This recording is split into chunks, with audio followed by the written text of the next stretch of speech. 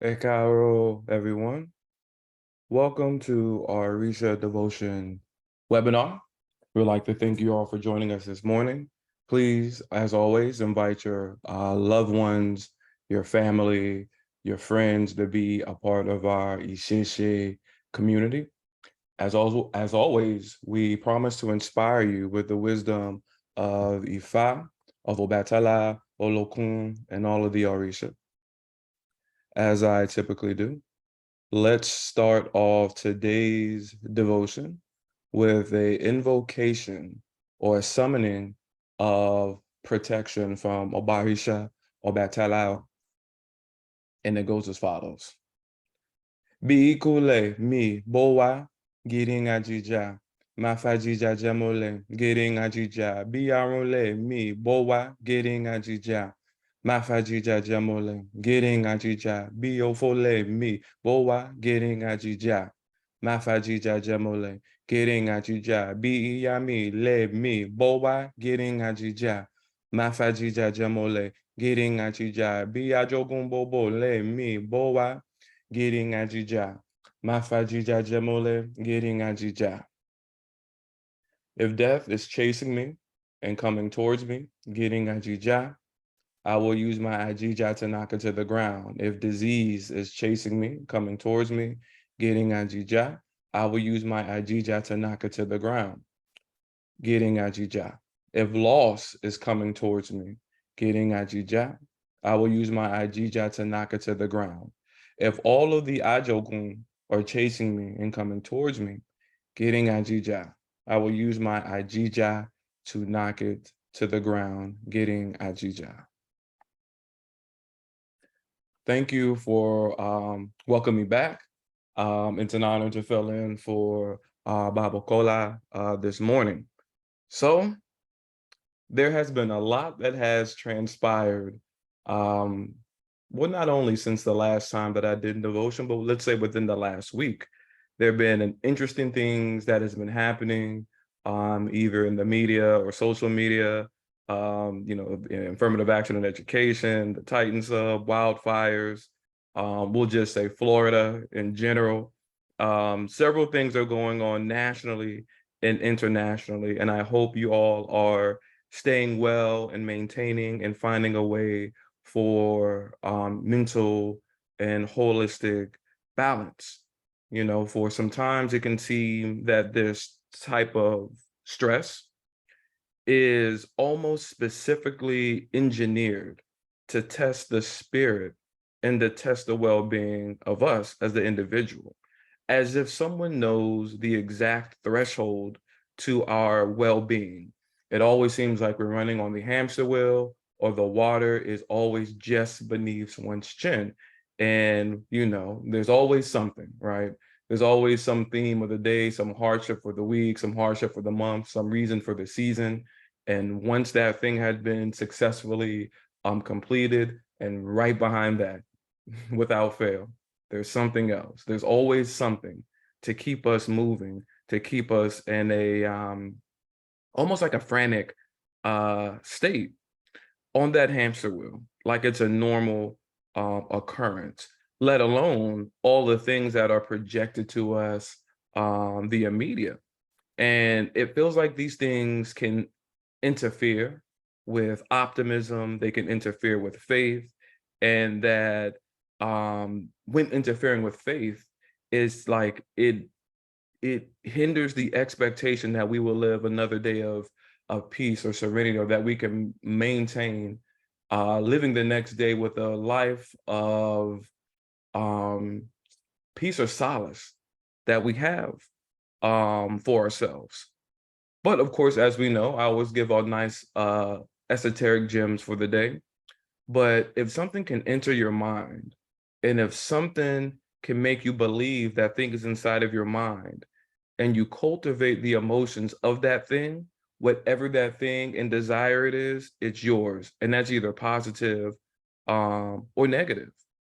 And I feel that the major issue that pertains to most individuals in search of religion or spirituality, as we discuss in Religion 103, is it is the exact same, setting from the etymology and the linguistics. but it's the concept of faith. I feel that all practitioners may have this pursuit, or this thing that they're desiring to have answered, is that faith and belief to me is the primary topic of all religions, and that should be addressed. People will leave, religion for religion, denomination for denomination, in a hope or expectation to fill this void, and expecting to see a sign or evidence in the divine. And I feel that faith is important. For one, if we did have faith, would be as stressed as one normally would be? Would one worry as much as one frequently worries? What steps would you make, and how would that directly influence one's behavior if faith was not compromised? Quite some time ago, I decided that it would be best to take a significant break from live news and live media, and not to disassociate myself with reality, but at times the negativity and the selective things that they would share would be too much. And it's not the fact that, one is speaking to another person in a respectful manner or an open-hearted manner, but it's almost like it's like projective negativity to disrupt one's function, to where there's so much distraction that always interferes with our being, let alone all the advertisements, all the signs, the notifications on your phone. One of the beautiful things that, living down here in the country, there's not a lot of advertisement, not a lot of road signs. Of course, you'll see a couple of businesses here and there, but at least we have a stretch of just woodland areas, animals, deers, bears, wild turkeys, peacocks, whatever. It's just that good old Southern Virginia kind of calm, to be disassociated from all of that perpetual media, perpetual violation of your personal space. And again, for lack of better words, I feel that some things can be almost engineered to have some type of desired outcome, to promote this type of mental, I guess, a lack of well-being within the individual. And sometimes you're going to have to guard yourself and guard your essence, and protect yourself and set up boundaries. I believe there was an essay in Ejiogbe, the Ejiogbe that is in Ifa 256, that was stating a simile on how someone's Ori, or someone's Ori Anu rather, or someone's purpose should be so delicate and so protected, as if you should protect it as if it's a child. And I think that having that in mind will kind of better inform the way that we go about certain things, is that everyone shouldn't have constant access to you, that there should be a sense of sacredness, a sense of divineness, and we're not calling ourselves gods and, and goddesses and whatnot, but we carry ourselves with a certain type of divinity, a certain type of respect, that we should be guarding ourselves from certain types of I guess reaches of the world, so to speak. Guard yourself. Treat yourself with a little bit of sacredness. A couple of weeks weeks ago, I was having a conversation with one of my good sisters that I came across from high school, and as she was going through the Orisha practice, she was looking for clarification in the divination that she had, and it was almost this dilemma that one was experiencing. It was that she had this hard time experiencing deceit and unethical behavior from a charlatan in the community that she was at in the South. And she wanted to confront this person in a direct and almost reciprocal manner, and thought nothing of it. But that right there opens the, I guess, wormhole for a slew of ethical dilemmas. Now, there's an essay, I believe this is 105 from Ifa, the 256 corpus from Evening Bar. And this essay was speaking about someone who was selling something. And this person had some type of retail, and I'm not quite sure what it was, but this person would just not overstretch the truth, like how people like pad their resume, but this person was just telling straight untruths about the things that this person possessed. So they would lie about it. And not only would they lie about it, they will lie and swear to the Orisha on top of that to bear witness. So this person would say, hey, I swear to Shango, I swear to Oya, I swear to Ogun, I swear to Eshu, I swear to the earth, Ajay, Obaluaye, I swear, you're not going to find what I have. I have the best that you can ever buy, so forth and so on. So this person will keep on promoting this towards when they went to the market. And of course, what the person was promoting was not what the person had. So it was clear deceit. And so the poem ended as, like there's nothing that happens to this person, into the story. So as not even practitioners, right? But as individuals who are in this culture, I love African philosophy, phenomenology, African culture, religion, because they don't tell you what to think, but they're showing you how to think. So if you were just to come across this essay, you'd be like, oh, well, hey, this person got away with it, maybe I can too. That's not what they're saying here, right? And there's several essays that's like, it's almost like it's testing the wisdom of the person that's going to receive it. So it's leaving it open to interpretation that this person may have evaded um, justice in the material world, but we know that there's no such thing as no, mono one, whatever. There's always a polarity. There's always dualities upon different essences of life. And we know that as you exist in the material world, you will exist in the spiritual world. So one may think that they can get away with something in the material world, but when you cross over, it's a different set of rules, right? And then there was also incantation liturgy from Obatala that's called the Oshapipe. And it was a poem that said something like, this person can steal and evade the eyes of the king, but the eyes in the Orun is looking directly at you. So, and as I'm thinking to my one of my friends who I was speaking to, the thing that came up in regards to sacredness and purity and moving and navigating in this culture is that sacred people in secular living cannot and does not coexist. They're two separate walks of life. You're either going to choose the sacred path or you're going to choose the secular path. And if you had made that commitment, and what I mean by that commitment is that if you open that spiritual ritual space for a deity to touch you, right?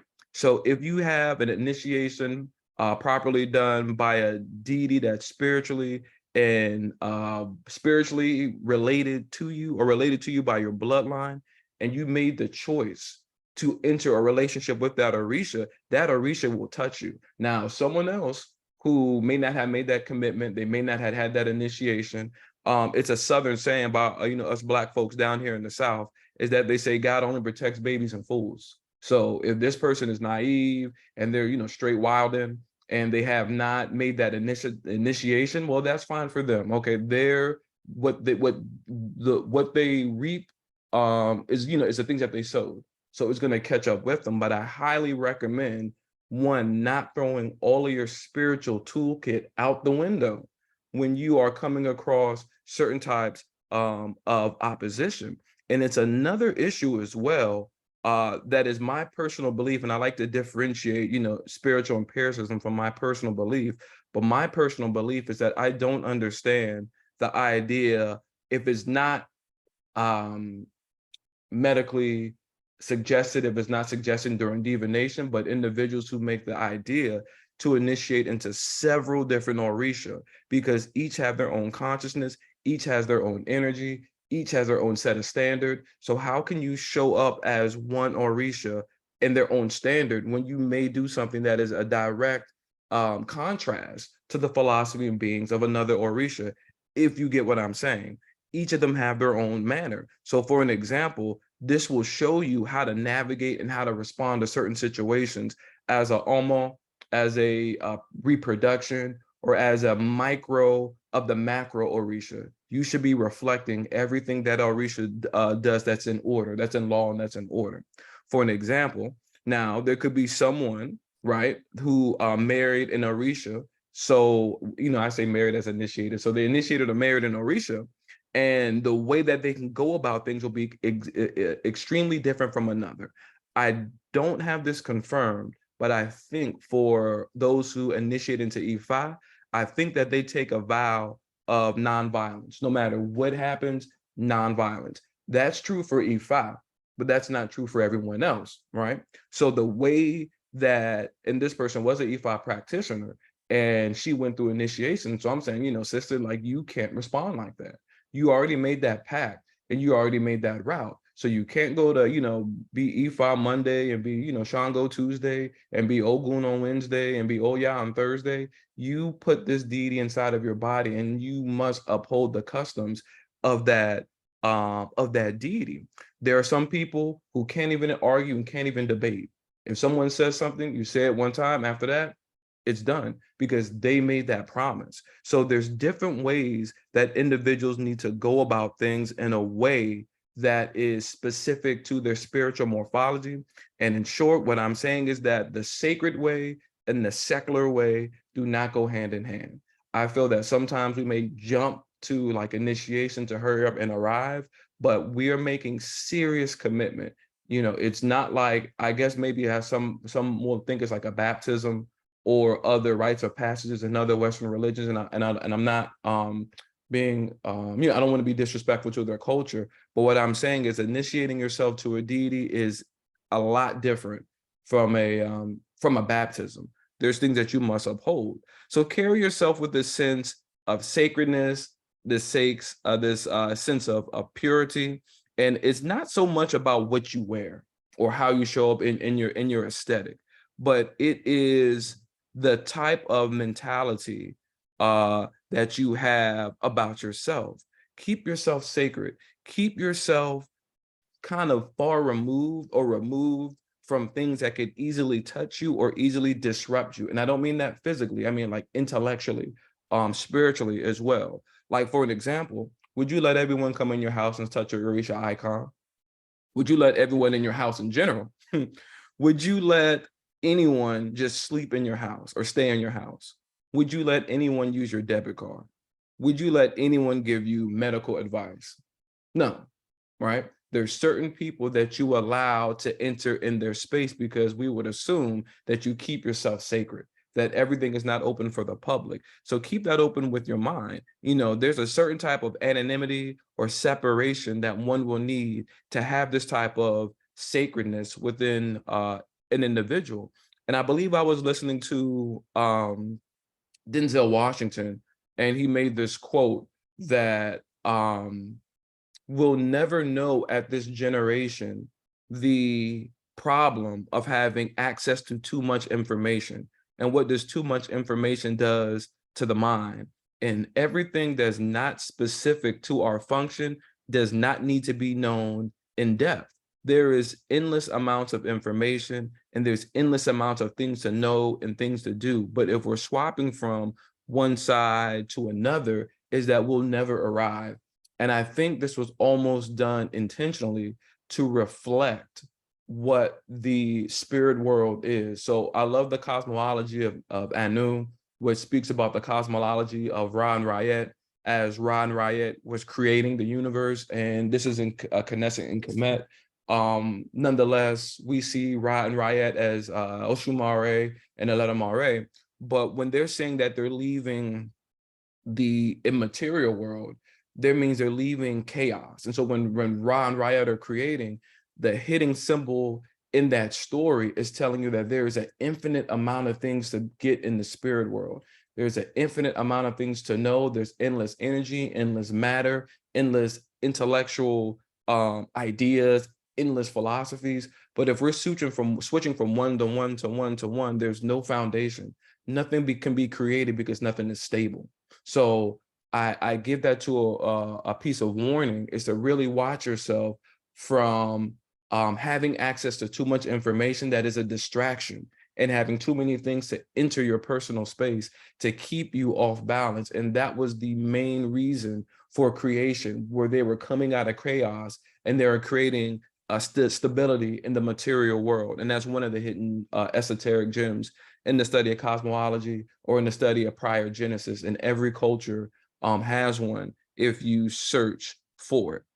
So to move a little forward, switch gears, of course, as I spoke earlier, we spoke about the importance of moving forward from an Orisha generalist, is that once one had found their Orisha that they want to worship exclusively, and they found that Orisha that is of their family, and you want to make that pact with it, I urge you to study not only their incantation liturgy, all of them have different names like Abijala from Shango, or Oshapipe from Obatala. But when you study the poems and then you study the essays, is that there's going to be reoccurring themes that is showing you how this energy was able to become successful in the material world. And every Orisha has one. So like for an example, with Shango, is that there's a lot of stories with Shango, which we'll go over, and I believe this is Religion 103.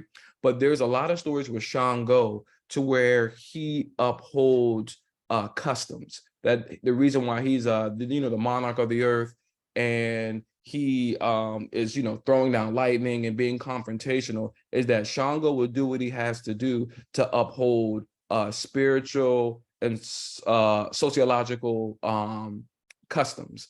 And so now with that piece of information in mind, go back and look at a lot of Shango poems and you'll see what I'm talking about. So one that we discussed with Obatala is that in the story with Obatala and Najee that I did last one, the last devotion, when the problem that they were having was when they were told not to turn around. They were told not to turn around and not to go back. And they went back and, you can listen to the old recording. So this story of not being distracted, of not turning back, is another common thing for Obatala. So in the story of Ejila Shebor, this is the Odu that's only in the 16 Kari corpus, is that they spoke about the creation of the world. So it was Apantaku, Nijuwe, Okanile, and Omodin. These were the two that divined for all of the Orisha when they were coming from Orun to Aye.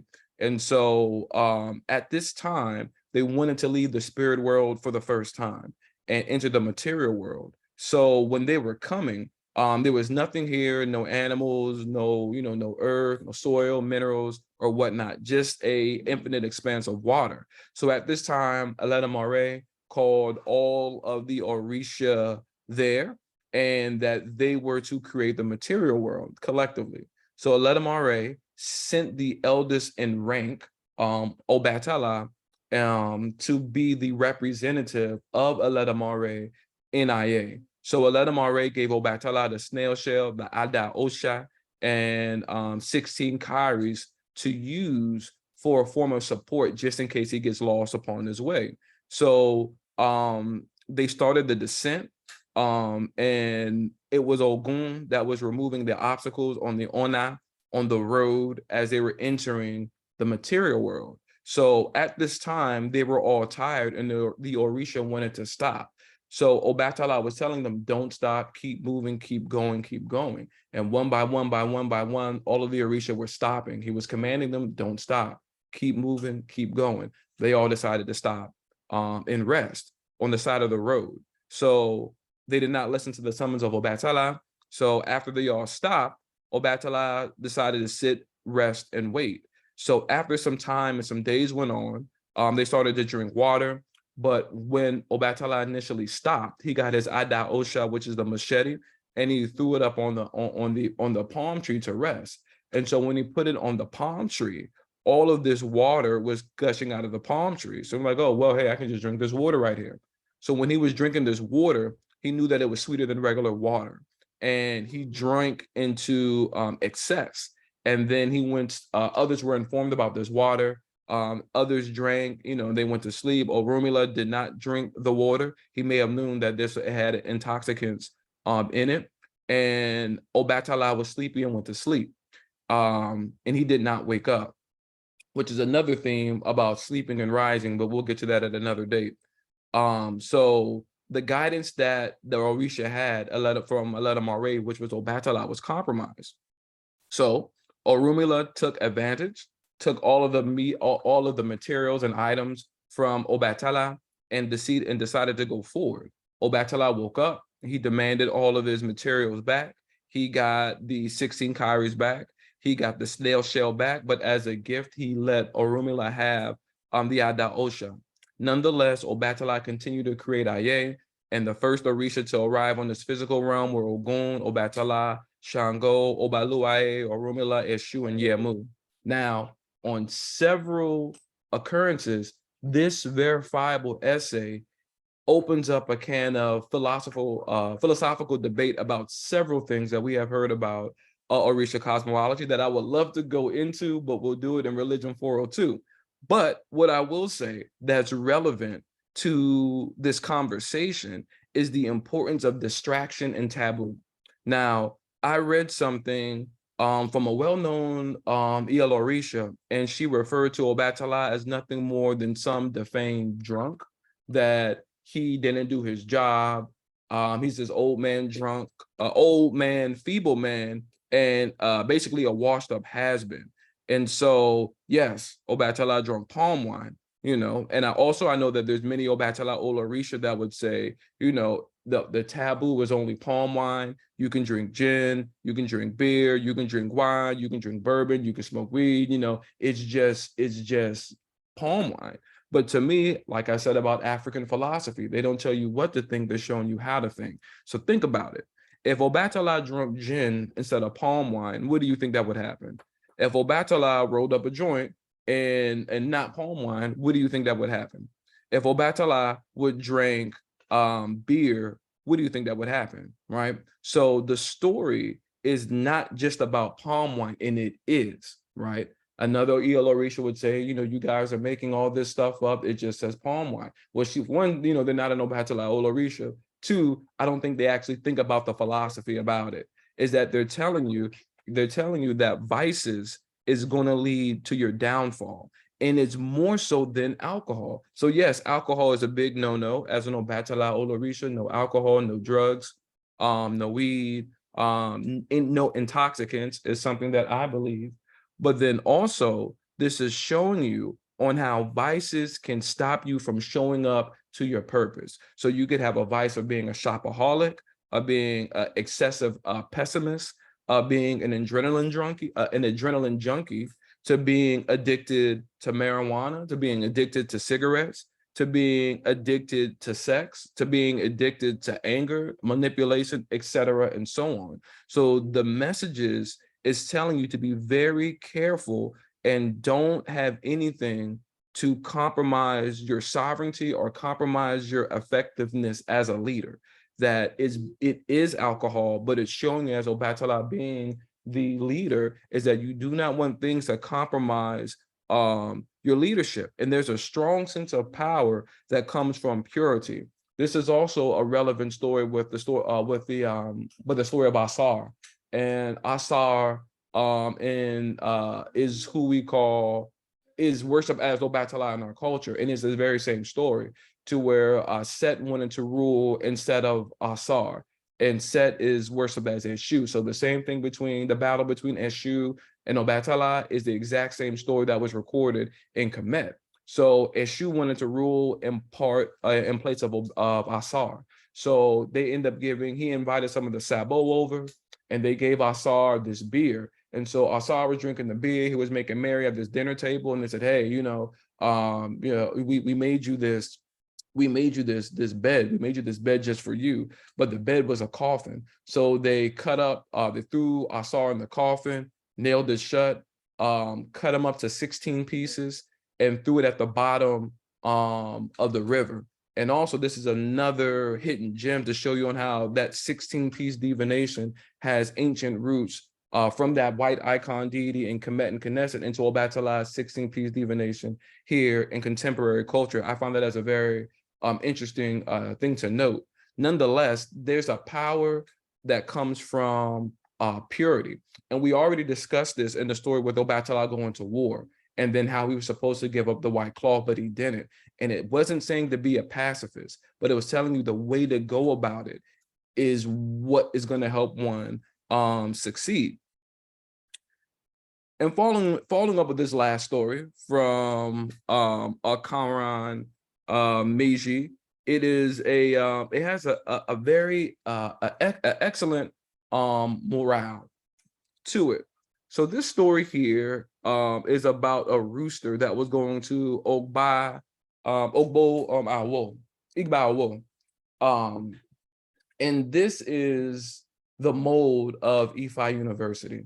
So with here is that it was this legendary college, this legendary compound to where individuals will go and continue to study their divination practice. And so most don't graduate. It's highly selective and it's a super competitive thing to go to. So this rooster wanted to go to, for lack of better words, EFI University. And so the rooster had two wives. And when it went for divination, it was told that your two wives should propitiate the Orienu of this person. For the rooster had a lot of negativity. It was a lot of jealousy. It was a lot of just projected malevolence towards the rooster. So as the rooster and his two wives were going on their route, is that it started to rain. And all of this projective negativity was washed away from the rooster and his family. All of the ill wishes that people were hoping that thing would not work were washed away from the rooster. So the pillar of success was at home for this rooster. Now, this is a very important story, and it's something that we should keep in mind. I was speaking to a Shango Baba Lorisha, and something that he stated was that before people seek to help other individuals, is that how are you going to help someone in your life is in shambles?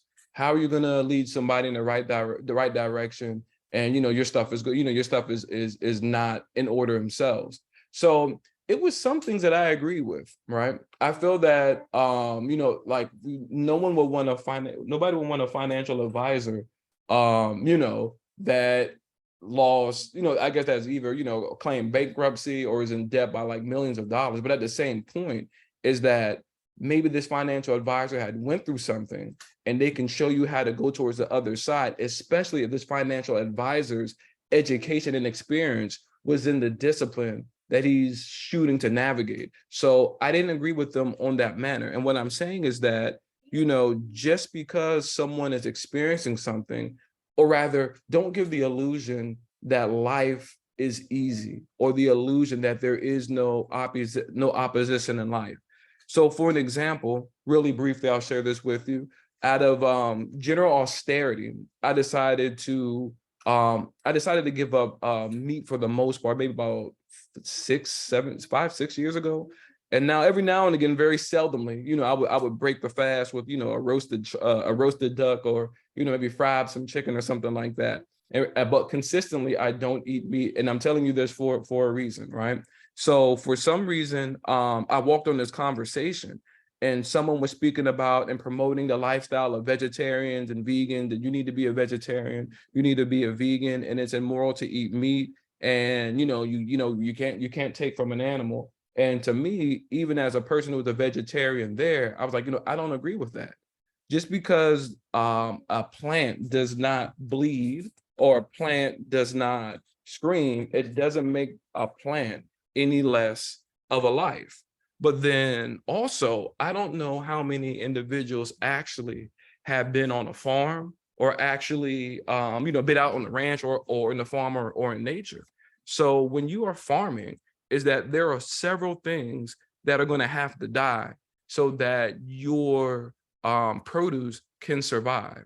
So I don't know. I think maybe individuals may see like a hippie garden and, love and peace and everything is cool. But if you have produce, thousands, hundreds, if not thousands of things are going to have to die in order for those plants and that produce to grow. So what I'm saying is that there always going to be conflict. And there's another good self-help speaker that was said the mind is a lot like a garden, and that your mind needs, or let's say weeds need no attention to grow, need no permission to grow. You can have a garden and leave it right there and weeds are going to grow. They don't need no motivation. They're just going to grow.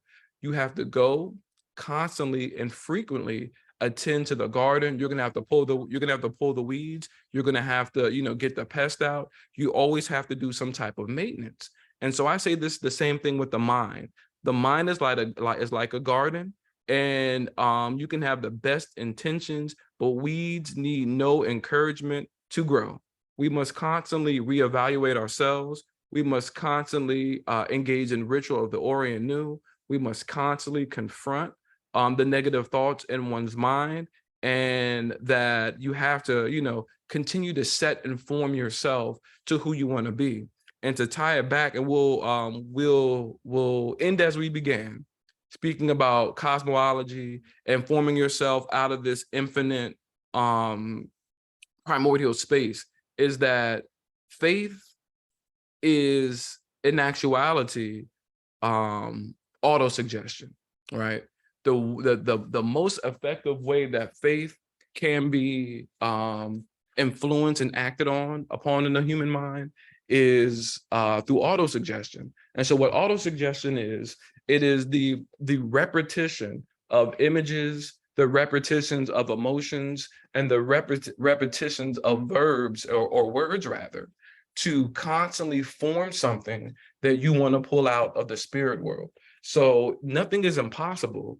Nothing is easy, because everything is new. So what we're doing through auto-suggestion is that we're frequently conditioning what we want to pull out of the spirit world into the material world. So just think about this. Let's say if we haven't worked out for some time, because Lord knows I haven't. When I went up to the gym and I started going back for the last couple of weeks or so, it will be I don't know, it wouldn't be a smart expectation for me to think that maybe for like the first week, I'm gonna have the washboard abs and the swole glutes and the swole quads and stuff like that. Because it's new. I haven't been conditioning it. But I do know that the more that I go to this gym, the more that I condition my body, is the more of the form that it's going to retain. And so this is the same thing spiritually.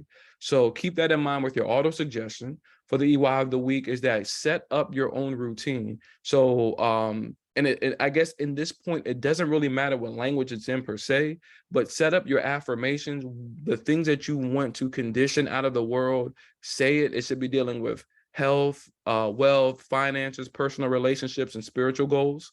Also, have the visualization that you see in your mind's eye, as if it's a movie, like a first person movie. So you see it through your own eyes when you're imagining it. And then also, we all know that your life is will magnetize things that are consistent with the emotional state.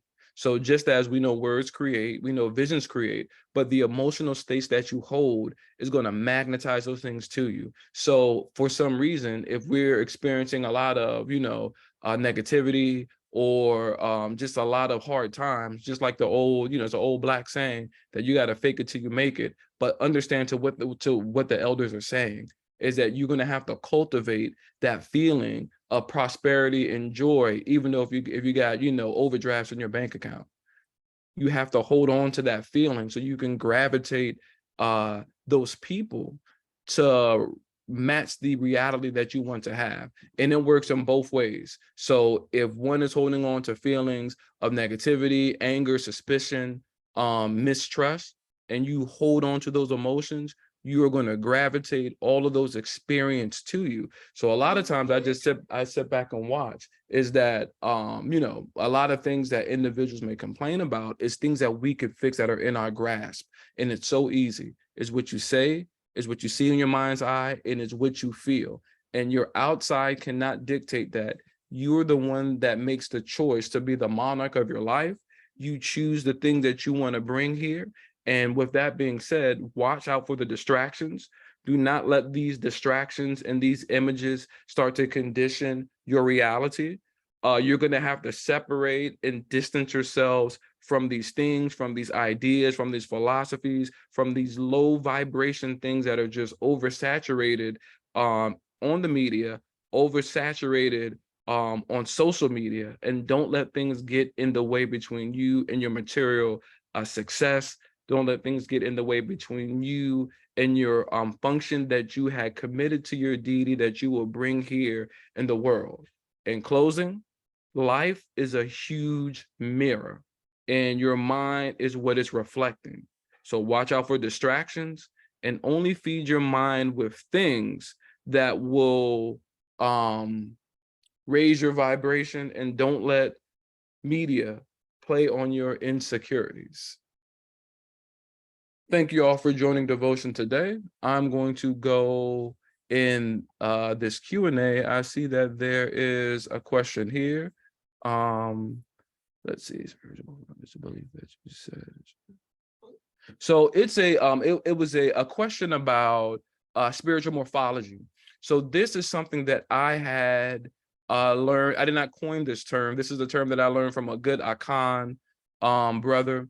And even though African cultures differ in the way that we see things, there's some deities that are invoked or worshiped in a geographically specific manner or in a language that's specific towards them, but there's some things that are consistent against all African culture because it is a faith-based culture. So I'm sorry, it's a nature-based culture. So the idea of spiritual morphology is something that I heard from that culture, something that I agree with, but more research will be going in that endeavor. And it's stating that there are things like we are the mold of a specific deity, right? And so there's always a debate of who's the strongest, who's the this and who's the that. But I feel like if you look at a human body, and I use this simile a lot, is that there's one human body. But even if within one human body, there are two genders, there's a woman and a man, right? And even within these two genders is that there's several organ systems, right? Within these several organ systems, you have cells. And so the cells form is based on their function. So as I see this into people, I believe that as above, so below, is that our function and our physique, our morphology, the way that we are spiritually or genetically have been designed by Obatala should be specific to the function that we had came in the world with. So there's certain, there's certain forms, mannerisms, temperaments that are specific, how some people can just be naturally cool or naturally receptive. And it's a misunderstanding by saying, oh, this person's weak, you're a passover, you're a pushover, you're this. Like, no, they're reflecting that type of cool energy. There could be somebody who's, who's warm and they're fired up. They're reflecting a certain type of energy. But to see what's dysfunctional or not is when they step out of order with that energy, and that energy is not being used to support the function of that deity. So I of course, as you guys know, I may have disclosed my intention is like my intention is specialization, is esoteric spirituality and occult spirituality. There's a whole lot of research that needs to be done in that regard, but that is the basis of the term spiritual morphology that I got from that really good brother, and I hope to match him in his scholarship one day.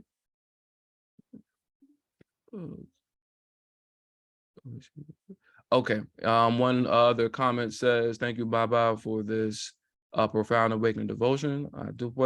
Unfortunately, we have been so conditioned to ignore how vice, to ignore vice, however, little ruined our very sovereignty and person. Right. And I guess I think it's called hedonism or hedonism or something like that. We discussed this in Orisha ethics. I believe that's year 2, on how the culture of the West, it's a pleasure principle. So as long as it feels good, and they say do it. They say that life is the pursuit of avoiding suffering or avoiding things that don't satisfy the senses. But there's a lot of things, as we know, that we don't like to do, but we need to do. I don't like going for walks, but I know I need to do that. I don't like spending, so much time to ascertain a language. I know that I need to.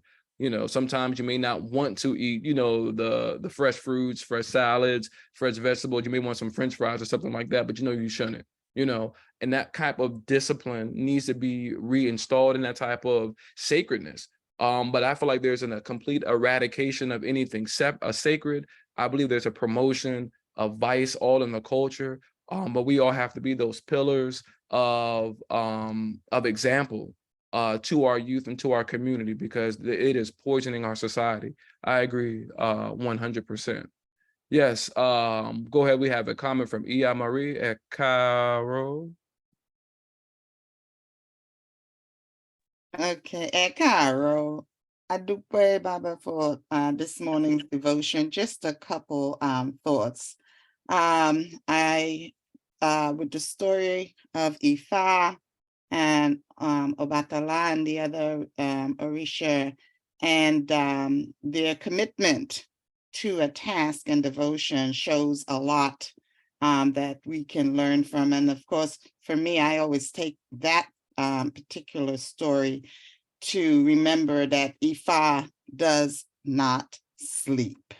The other thing is about relationships. I'd like for us to dive further into this in the future in terms of the relationship between faith and Ori, that natural and supernatural world, and the connection that they may have, and also looking at the difference between faith and a knowing, Mm, and what is an expression of the things not seen. Um, do I hope you're getting me where I'm mhm, coming from. And then one mhm, last point, we talk about relationships, right? The most important thing, because in all these stories, the main thing is about relationship with self and relationship with other entities.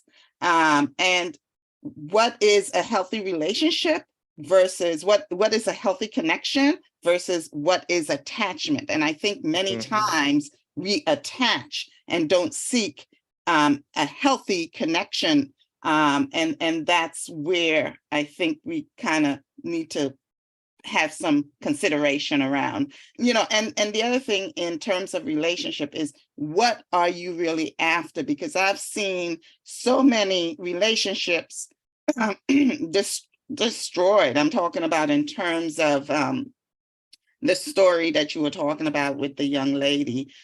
So many priests and so many devotees come in and destroy relationships because of um, what it is they may or may not be looking for in right. their quest. Priests tell devotees things and draw people away and say that this was done wrong and this was not done right, and you need to go and take that to the water. There's so many things. And so I think at the end of the day, we really need to be real with ourselves and ask, what are you after? And Mhm, what do mhm. you want to do, or what are you willing to do to get that? And difference between sacred and secular, and how the destruction and distraction can come in between that. So lots of thoughts, and I'm just ping balling all these things off to you, but I'd like to see some of these thoughts looked into deeper. I do. Absolutely. Oh, Katopwe, and thank you. You always have a wealth of information and knowledge. What we can utilize, I hope that it's still active. There should be a group tab that's on the portal. So if anyone else also have suggestions of things that you want to see, possibly other not only devotions but other seminars or even meetups. Because I know we're spread throughout the world here, but we definitely could set up some things outside of devotion. If you have a topic you want to discuss something, you can put it in the chat there, or you can also email it to me, and we can definitely form those things. I like those ideas. Relationships, absolutely, and everything built on communication. And how we can actually build these amongst our our spiritual colleagues, our houses, our families, parenthood, into personal relationships. I feel like that's something that is missing. And I do agree. There's a whole lot of house hopping going on, and just stuff that could really be avoided with proper communication and fostering healthy relationships. And it's sad that that those are maybe sometimes very scarce. And then also, I like the idea of faith in the Ori. We most definitely can do that. And I believe, and I'll leave this with you all for today, is that the beauty of synchronicity. And when I was, talking to my children about the differences between certain things, in certain cultures, and I feel like at this point now, as a very, very, very young man, it's like I really don't have that fear or I don't really need, I guess, I don't believe in my Orisha. Like I know of my Orisha, right? And it took oppositions and moving through these things with just grace. And of course, I didn't have the peace of mind when I was going through them. I was very worried, but I know that each time that there's something there, if I uphold my spiritual contract, is that Obatala and Olokun always make a way. And it doesn't matter what it is, they always make a way. And so I told myself, like, I can't keep going through these faith battles every time something goes wrong, right? Like Mike Tyson said, everyone has a plan until you get punched in the face, right? So when that spiritual punch comes, still keep up that game plan, still know your 1-2 steps, still know your moves, so you can navigate accordingly. But I feel like there's little synchronicities, and I feel like there's really there's small little reminders that your deity is there. So for an example, yesterday, I was kind of, freestyling what to do with the kids. I'm thinking, okay, we can go to this children's museum. And I went somewhere to get something to drink. They didn't have what I was looking for. So I went further down to the country towards left the country, was going down towards Central Virginia, towards Richmond. And I went somewhere else that I typically didn't go. And when I went there, I seen one of my little cousin-in-laws, and I didn't know who she was at first. I'm like, this is so wild, because I would have no idea that you even be down here, and that I came across her when I didn't even intend of even going down here. And I was telling my wife, like, this is such a beautiful instance of synchronicity, to where I feel like when things line up, is that, you're on the right path.